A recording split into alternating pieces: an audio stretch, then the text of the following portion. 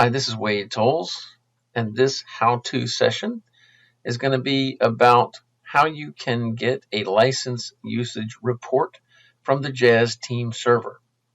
One thing to note is this is not the same as the IBM Common Licensing reports. That's the subject of a different how-to. You can check my channel out for those. This is actually only going to talk about the Jazz Team server licenses that are installed on the server, which would be either individual authorized user licenses or floating licenses.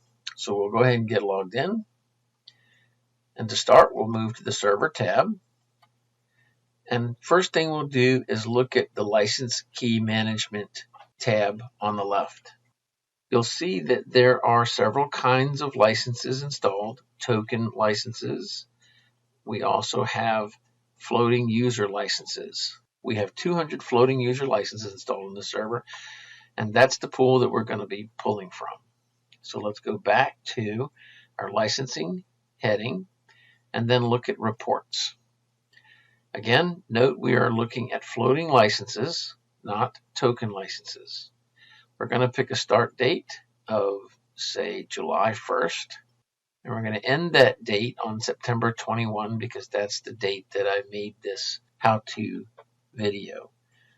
The licenses need to be tracked individually.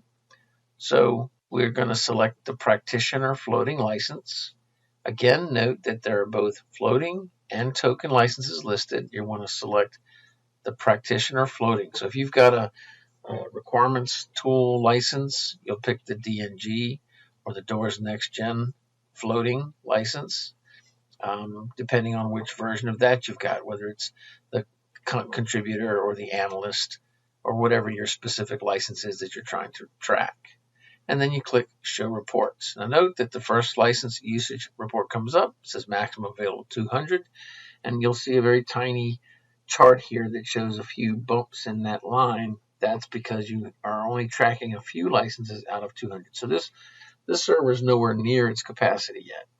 Therefore, there have been no denials. And now if we look at the last chart here, it says usage comparison. Now, there's a bunch of different color lines, and if you look at the bottom, it only shows 12 different colors in that legend, but there are more than 12 lines here. It's simply only showing you the 12 because of, I guess, the size of the font or the space that's available to that report. Now what we're looking for is the peak usage here. This is kind of it's a steady usage of 1 or 2 licenses for most of the month, and that's normal for any license usage on a server. What you're looking at in terms of peak usage, and this is what is purchased for the server, this is the peak usage, and in this case it's 4 or 5. I never can tell whether it's 4 or 5, but that's the peak that you're looking at. So if you've purchased 200 licenses and you're only using 5, then it's probably a good idea to convert to token licenses so that you can get a better utilization there.